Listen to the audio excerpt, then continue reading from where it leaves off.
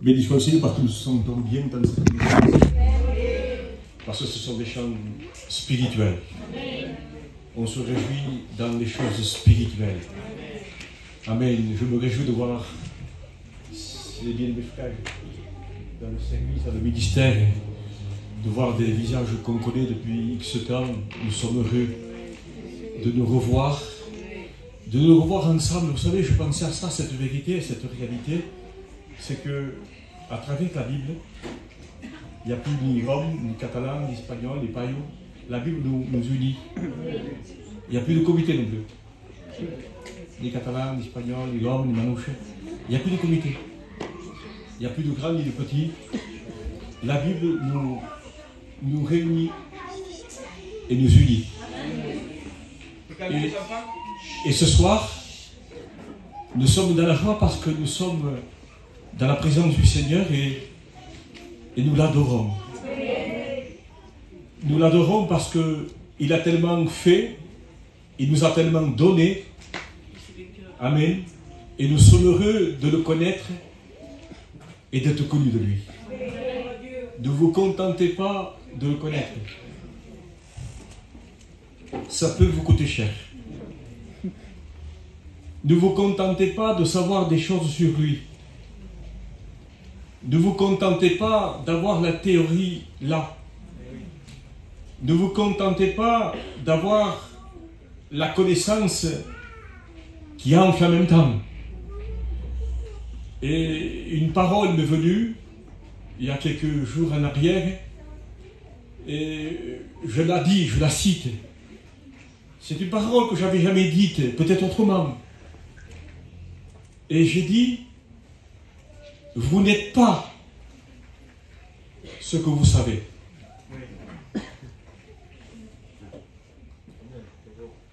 On n'est pas ce qu'on sait. Parce qu'aujourd'hui, il y a tellement de connaissances que les gens se croient être ce qu'ils savent. Mais ça, c'est la théorie. Parce que ce que Dieu attend de nous, c'est qu'on le connaisse. Dieu a permis, on a évolué, on a grandi. Nous avons été aux écoles bibliques. Il y a eu des enseignants qui nous ont enseigné. Merci Seigneur, pour l'instruction spirituelle, biblique, scripturaire. Gloire soit rendue à Dieu. Mais méfions-nous. On n'est pas ce qu'on sait. C'est bien de le connaître, mais ce qui est important, qui doit être primordial, capital, c'est une question de vie ou de mort. C'est une question, je veux peut-être vous choquer ce soir. Je veux évangéliser ce soir. Mais en même temps, on fait ce qu'on a à faire. C'est une question d'aller au ciel ou d'aller en enfer. Mais de qui tu parles? Je parle de tout le monde. Je parle des inconvertis et je parle des baptisés. Je parle aux prédicateurs et aux serviteurs de Dieu. Si quelqu'un a des oreilles pour entendre, qu'il entende. Mais l'heure qu'il est à l'horloge de Dieu, les jours que nous sommes en train de vivre, ce que nous voyons, ce que nous entendons, ce qu'on constate, ce qu'on peut ressentir, comme a dit un frère dans sa prière, l'horloge de Dieu est très avancée. Nous sommes non pas à la dernière heure, mais aux quelques secondes à l'horloge de Dieu. Et nous savons que notre Sauveur et notre Maître et notre Roi, je dis bien notre Roi, vient chercher ses sujets. Il vient chercher ceux dont lui est le Roi, dont lui est le Seigneur. Parce qu'on peut connaître le Seigneur comme guérisseur, comme porte-bonheur, comme la bénédiction qu'on veut qu'elle rentre chez nous. On peut le connaître comme étant celui qui apporte la délivrance, la paix, la tranquillité, le petit qui ne sort pas, la belle fille qui devient un peu plus sage parce qu'elle s'est convertie. On peut connaître Dieu de cette façon. Mais ce qui est une question de vie ou de mort pour nous, même pour les chrétiens, c'est qu'on soit connu de lui. Qu'on soit connu de lui. C'est très important, c'est vital. C'est vital. C'est une petite introduction, ce n'était pas prévu, mais pour qu'il y ait un peu pour chacun de nous. Dans cette soirée, je ne suis pas venu avec un message bien cadré. Je me suis tenu bien sûr devant Dieu comme tous mes frères le font, parce que c'est une responsabilité. Et si on ne le fait pas avec sérieux, avec application de cœur, on aura des comptes à rendre à Dieu, parce que ça ne suffit pas de parler. Ils ont parlé, dit Dieu, et moi j'ai rien dit. Qui a assisté à mon conseil? À l'heure qu'il est aujourd'hui, il faut assister au conseil de Dieu pour apporter le conseil de Dieu. Il faut avoir une oreille de disciple pour avoir une langue de disciple. Ils ne sont pas là pour nous plaire. Je ne suis pas là pour vous plaire, les frères. Je ne suis pas là pour vous être agréable. J'avais un sujet qui est tellement simple que Dieu me pardonne. Pardon, Seigneur, d'avoir dit ça. Mais il semblerait que nous l'avons tellement écouté que maintenant, bof, on a tellement entendu. Jean 3,16, nous l'avons tellement entendu que peut-être c'est enfantin de le citer. On le connaît tellement par cœur. Tellement par cœur. Il semblerait qu'à force de répéter ces paroles, ces versets, il semblerait humainement qu'ils perdent sa valeur. La parole de Dieu ne doit pas perdre sa valeur. Alléluia. La parole de Dieu, c'est la voix de Dieu, c'est le conseil de Dieu. Bien-aimé du Seigneur, alors, quelle était cette pensée? Je vais vous le lire, tout simplement. Et la lecture que je vais faire, c'est à cause de cette lecture. Je vais lire ce qui s'est passé, ce qui s'est produit, ce qui s'est manifesté. S'il n'y aurait pas ce récit-là, il n'y aurait pas l'Église. Il n'y aurait pas la Bible. Il n'y aurait pas le pardon des péchés. Il n'y aurait pas la guérison. Il n'y aurait pas les cœurs restaurés. Il n'y aurait pas des miracles et des prodiges. Il n'y aurait pas ni ciel pour nous, ni ciel pour nous, ni salut pour nous. Mais on aurait tendance à oublier. Et il nous vient comme une démangeaison, dit la Bible.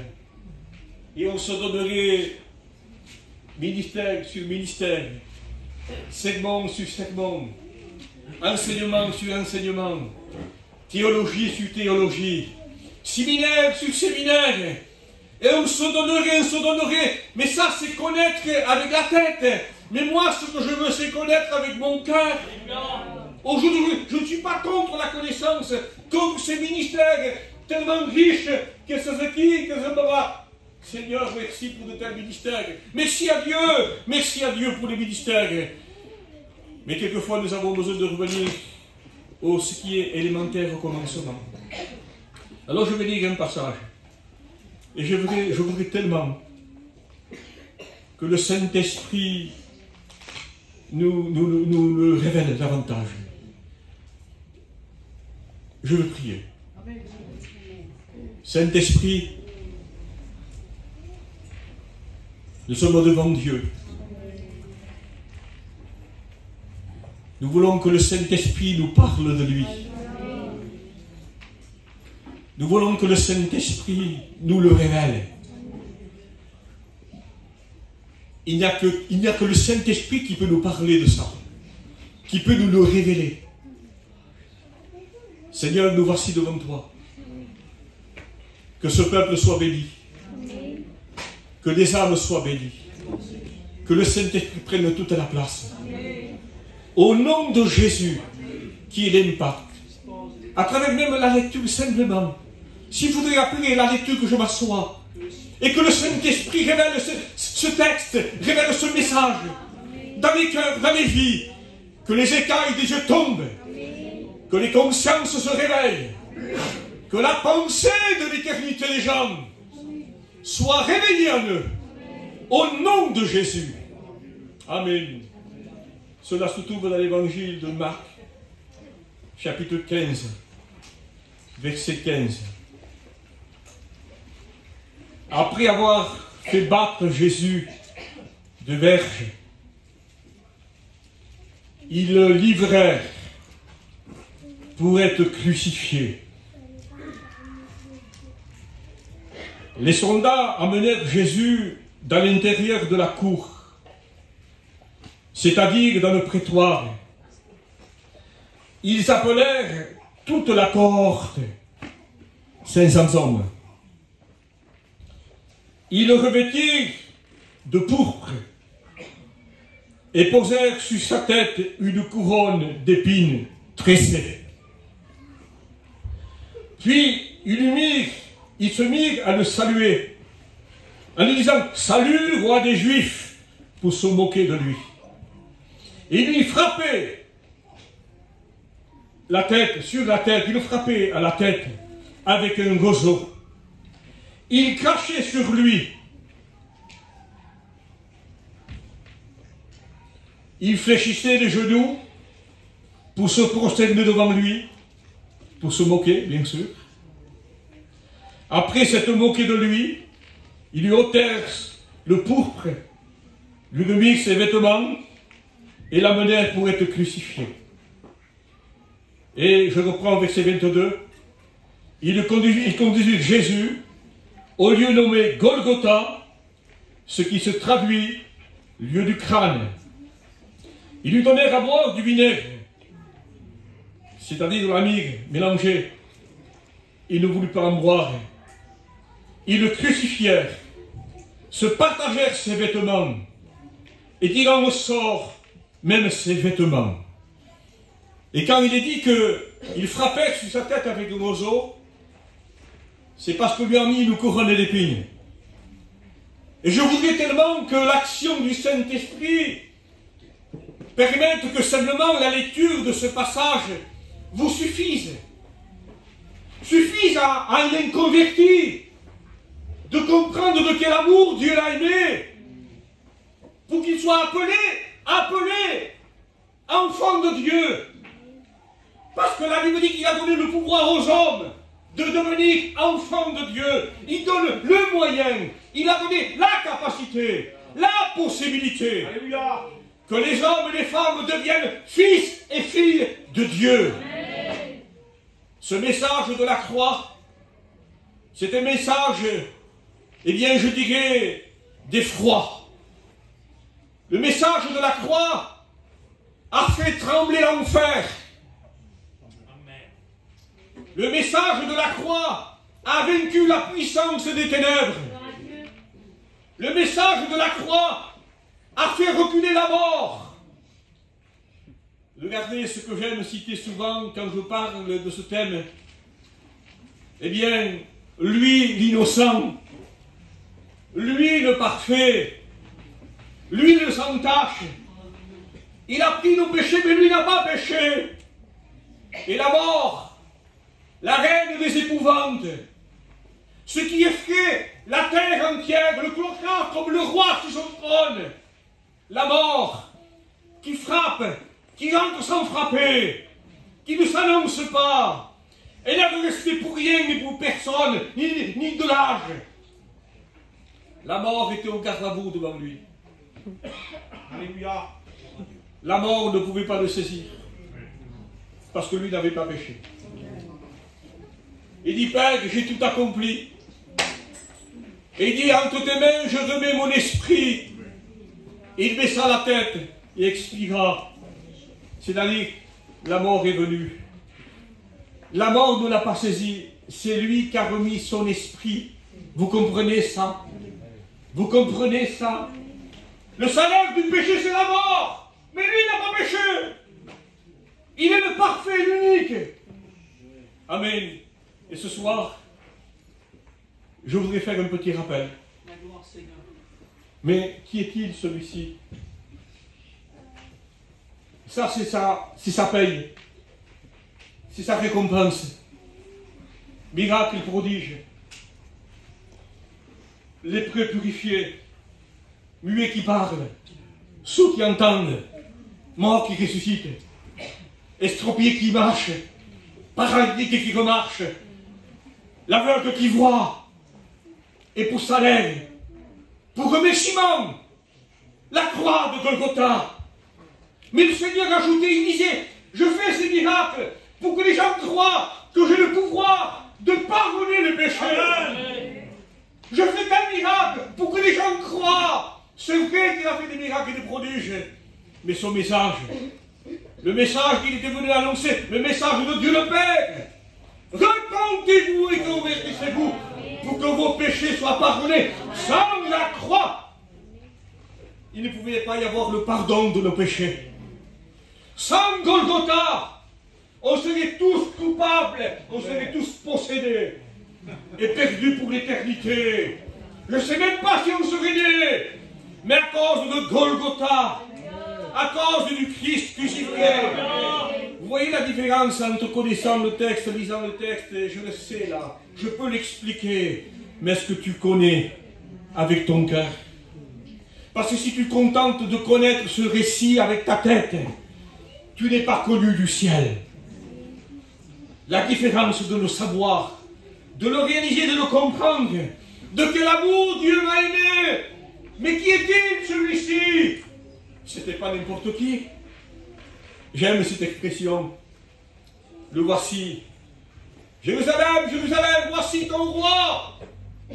Ton roi vient, assis sur un ânon, le petit ânesse. Un message de paix, un message d'amour, un message de grâce. Quand on venait sur un ânon, c'était pour apporter un message de grâce et de paix et de salut. Ce n'était pas comme le guerrier sur un cheval, pour frapper, pour tuer, pour détruire. Non, il est venu, il est venu. J'aime cette expression, que quand Jean l'a vu, il a dit, voici l'agneau. Alléluia. Voici l'agneau. Amen. Dans l'Ancien Testament, pour que les hommes s'approchent de Dieu, il fallait prendre un animal, l'égorger. Il fallait que le sang coule pour pouvoir s'approcher de Dieu, pour avoir le pardon couvert des péchés. Mais Dieu, dans son amour, voyant la misère, voyant l'esclavage, voyant les cas de possession, voyant les cas des foyers détruits, des candidats pour l'enfer, Dieu a dit, je viens avec mon agneau. Je viens avec mon agneau pour que Dieu s'approche des hommes. Il est venu avec son agneau en disant, j'offre mon agneau moi. Je l'offre à Golgotha. Je l'égorge à Golgotha, à la croix de Calvaire. Couronne d'épines, son dos sillonné, cachant au visage. Il avait le visage d'un homme tout tumifié. Et quand les gens le regardaient, ils étaient remplis d'effroi, d'horreur, je dirais même de dégoût, la barbe arrachée. Mais Seigneur, c'est l'agneau qui est venu.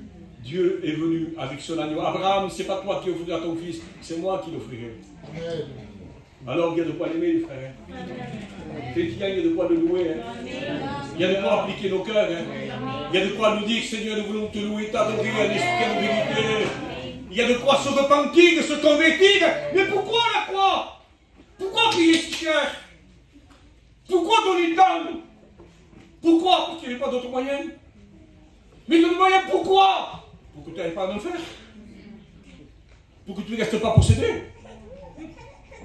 Pour qu'on puisse prier pour toi et te délivrer de celui qui t'habite.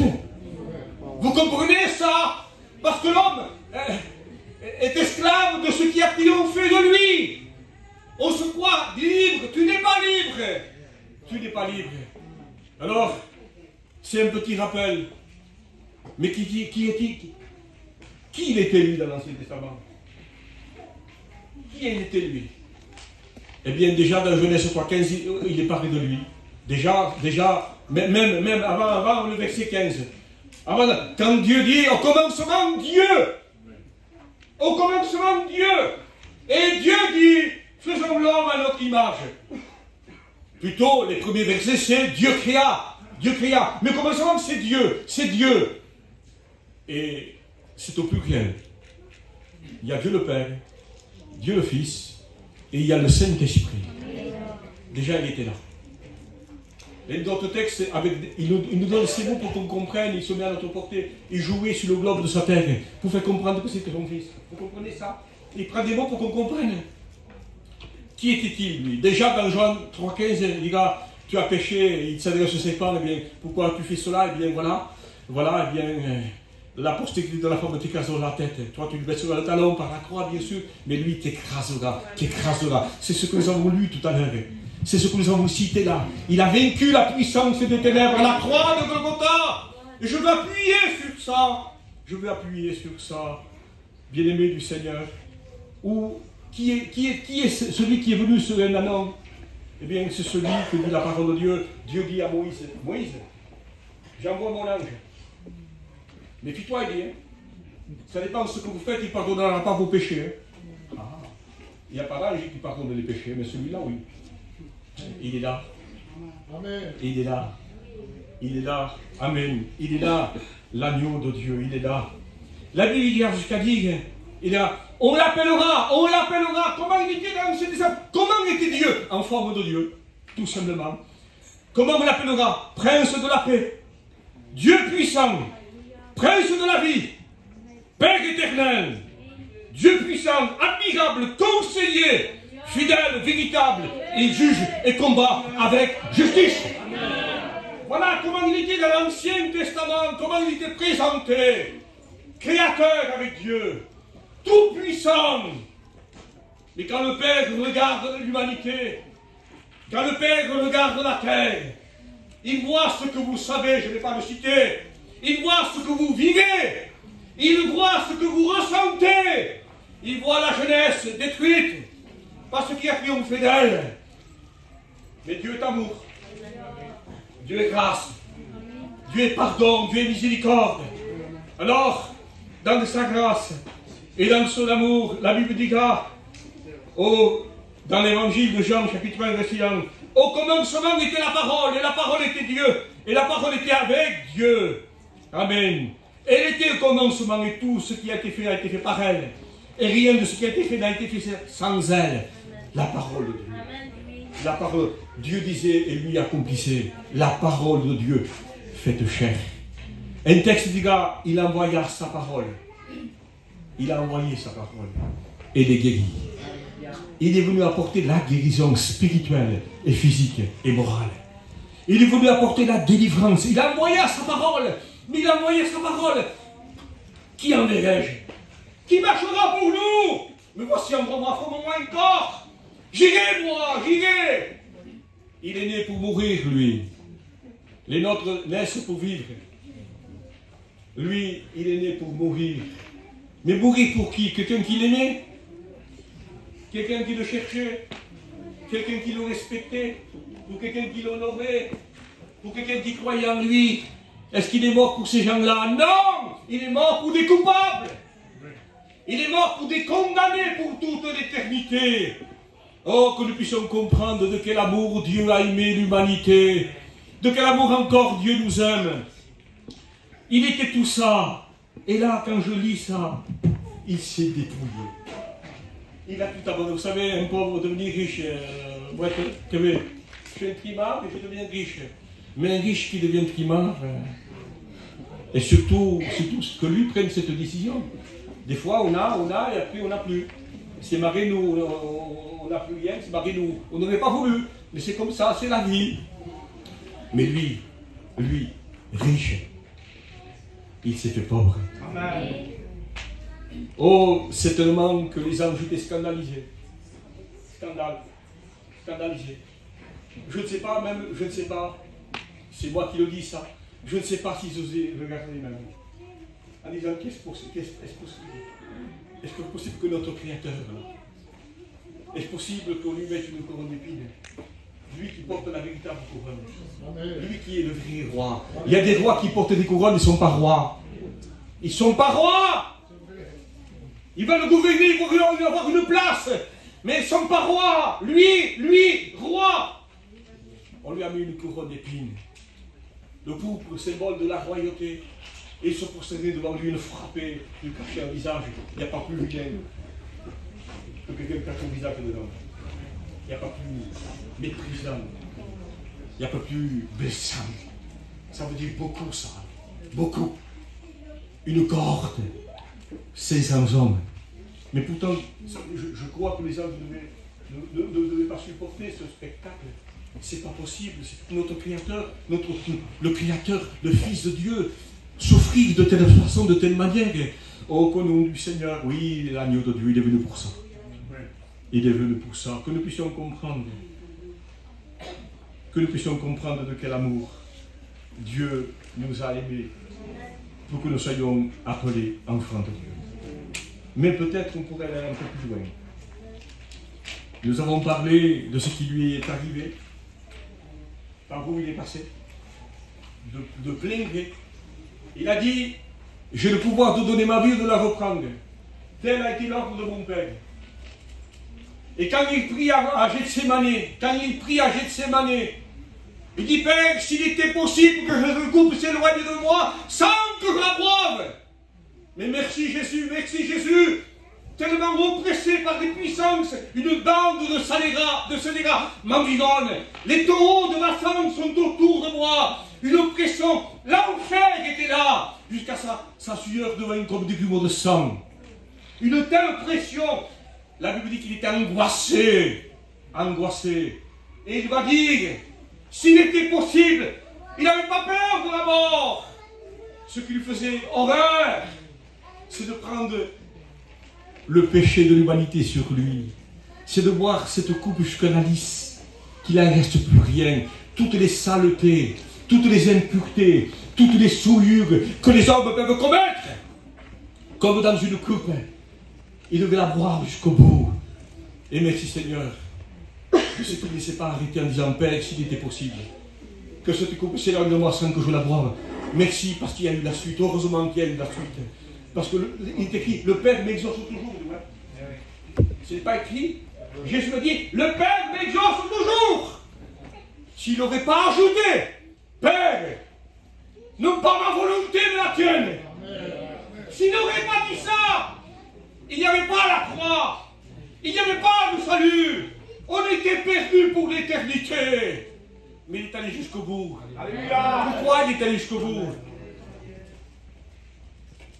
Pour les 80 ans qu'on vit, ou 90 ans, ou 100 ans. C'est pour ça qu'il est mort, Jésus. Pour la vie terrestre.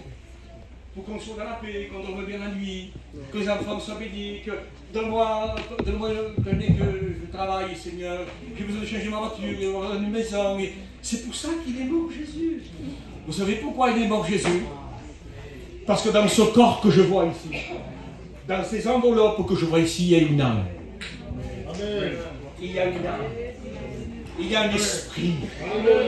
Il y a une âme, un esprit que, à l'heure que Dieu a fixé, parce que la Bible dit que les pas de l'homme sont comptés.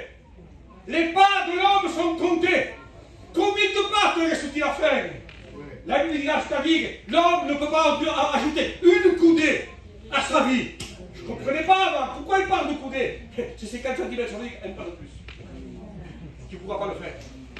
Si tu arrives au terme des pas qui te sont comptés, ton âme va quitter cette enveloppe, va quitter ce corps de poussière, qui est poussière, tu retourneras à la poussière. Pardonnez-moi, je prêche comme si j'étais au cimetière. Mais il faut que ce soit comme ça. Oui, il faut que ce soit comme ça. L'âme va quitter le corps. Et comme c'est une partie de Dieu, il a formé l'homme de la poussière de la terre. Et il était inerte, il était là, il y avait toute la matière, il y avait la masse. Mais il n'y avait pas la vie. Dieu souffle en lui un souffle de vie. Et il devient une âme vivante. Amen. C'est ça la partie de Dieu. C'est ça ce qui est éternel. Parce que ça vient de lui. L'âme et l'esprit, c'est éternel, c'est une partie de lui. Et l'âme et l'esprit ne peuvent pas mourir. Mais il doit passer l'éternité quelque part. Celui qui a le Christ a la vie. Il ira dans le ciel avec Dieu. Celui qui n'a pas le Christ sera perdu et damné pour toute l'éternité. C'est la Bible qui le dit. Vous savez, souvent on dit, tant qu'il y a de la vie et de l'espoir, je ne suis pas certain de ça. Parce que si on perd la tête, un vaisseau se bouche, on ne peut plus se repentir. on ne peut plus croire. On ne peut plus croire du cœur et confesser de la bouche. Vous comprenez ça? Et je vais aller peut-être un peu plus loin. Ce que je crains, ce que je crois aussi, c'est ce qui s'est passé pour Noé. Ce n'est pas le sujet de ce soir. Mais quand les animaux étaient dans l'arche, que Noé et ses fils étaient dans l'arche, la porte est restée encore 7 jours ouverte. La patience de Dieu s'est prolongée. Mais les hommes ne se sont pas repentis. Les hommes ne sont pas rentrés. Vous savez pourquoi? Parce qu'ils avaient atteint le point de non-retour. Qu'est-ce que je veux dire par là? Et ça doit inquiéter. Ça doit nous faire réfléchir.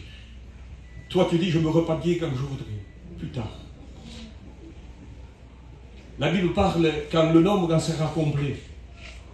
Alors là, il enlèvera son église. Ce n'est pas une question de chiffres.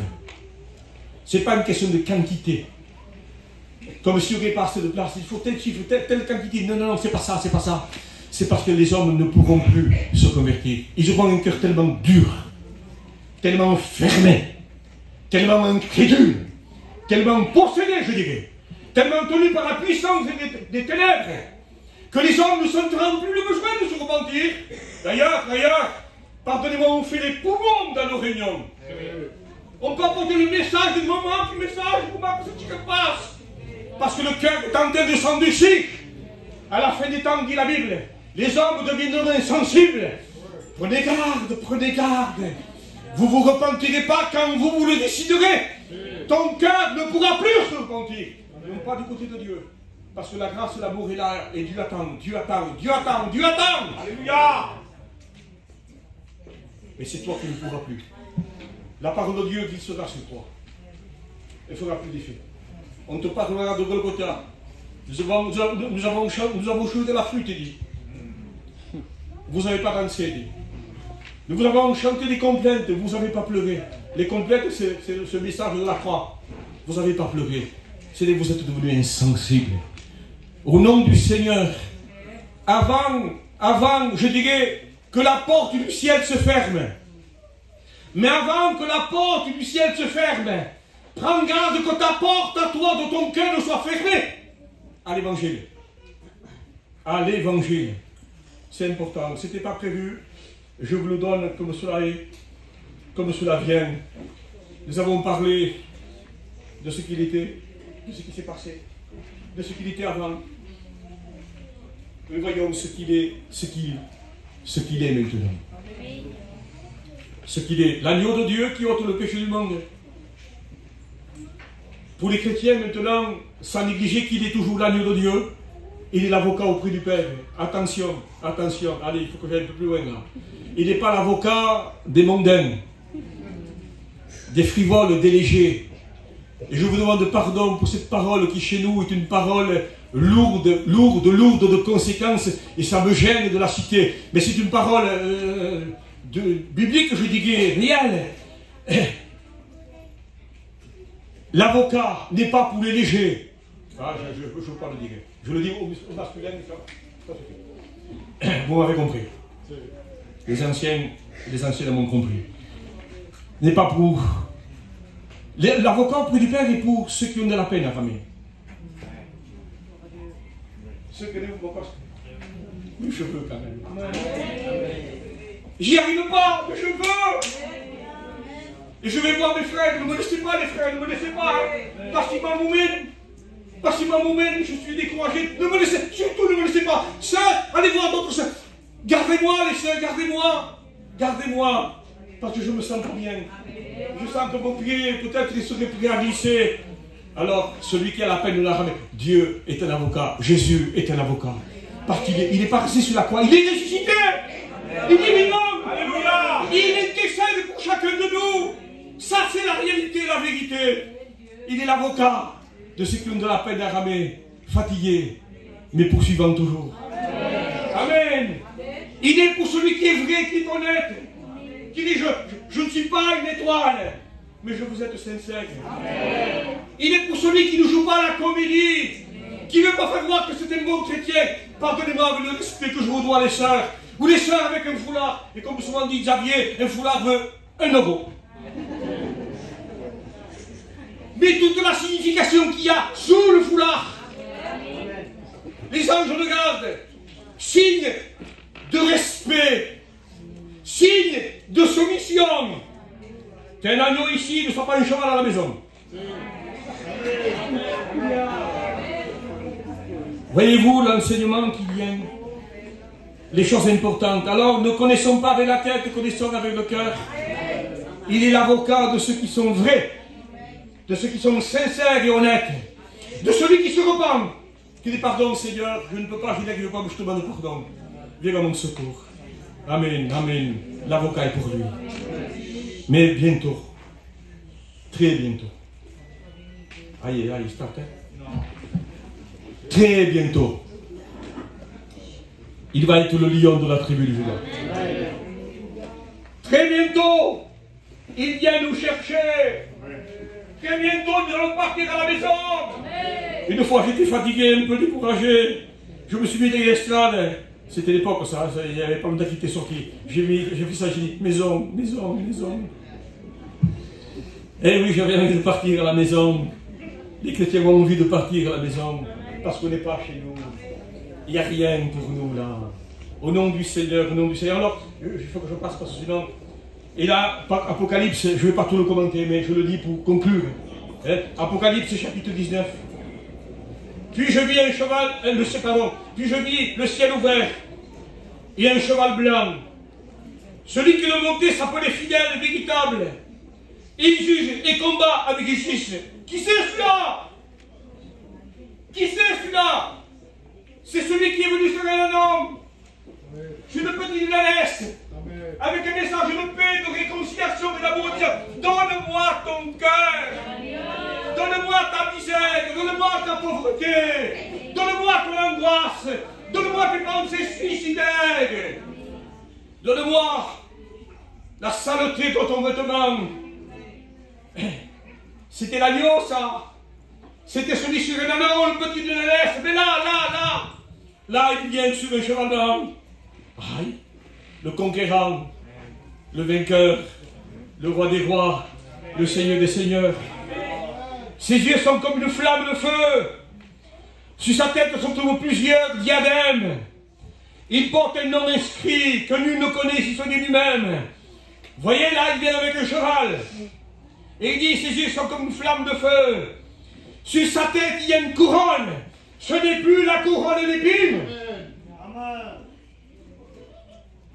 Ce n'est plus la couronne d'épines. C'est la couronne du roi.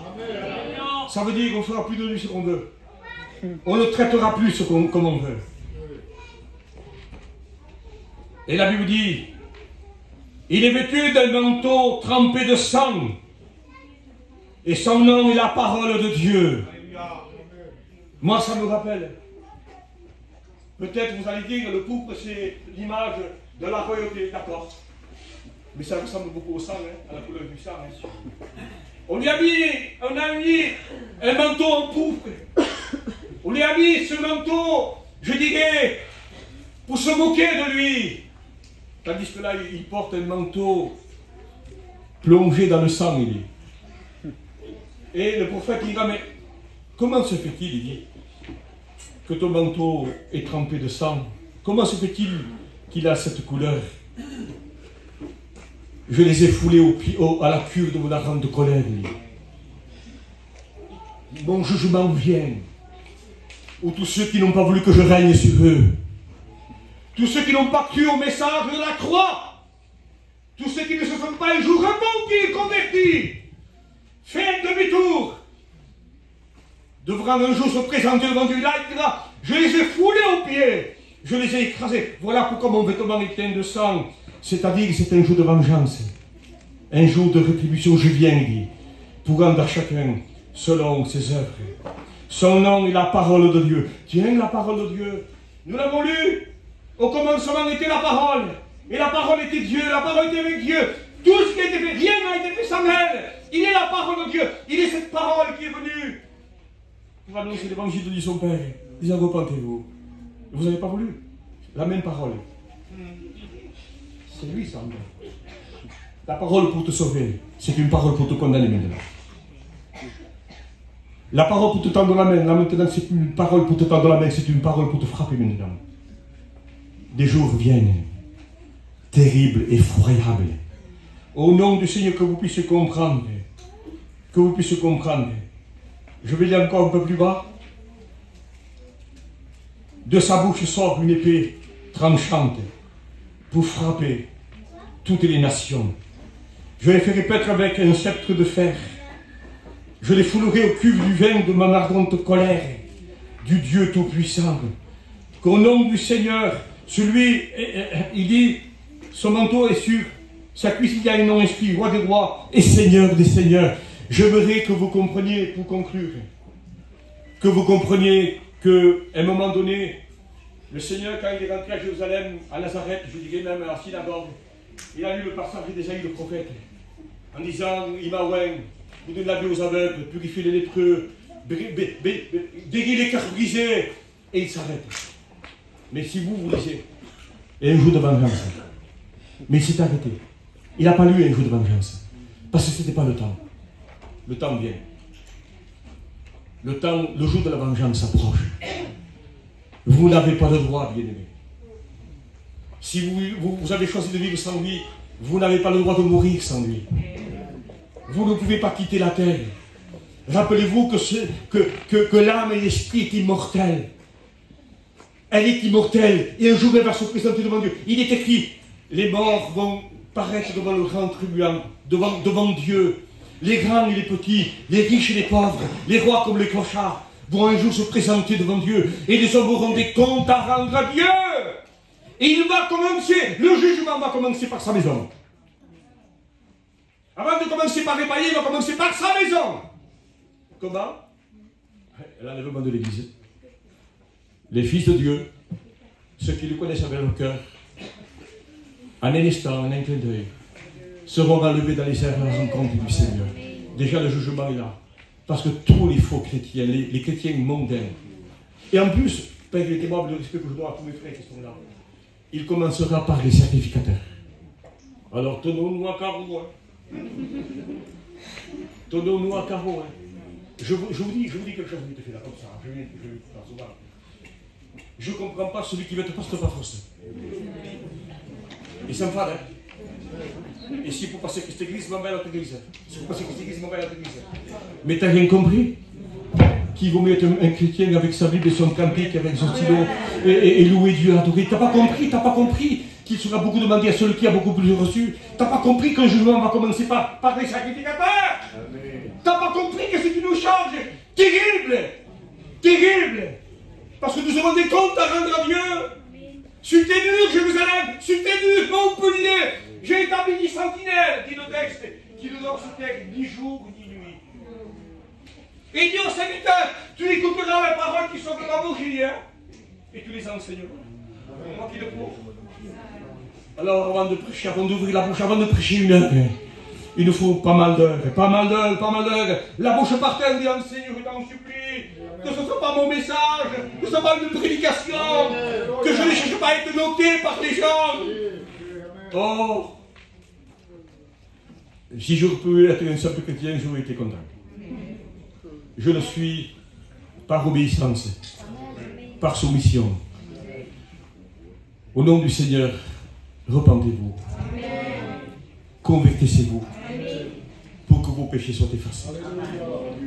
Et nous, chrétiens, on aura la suite demain matin. Je laisse la place au pasteur.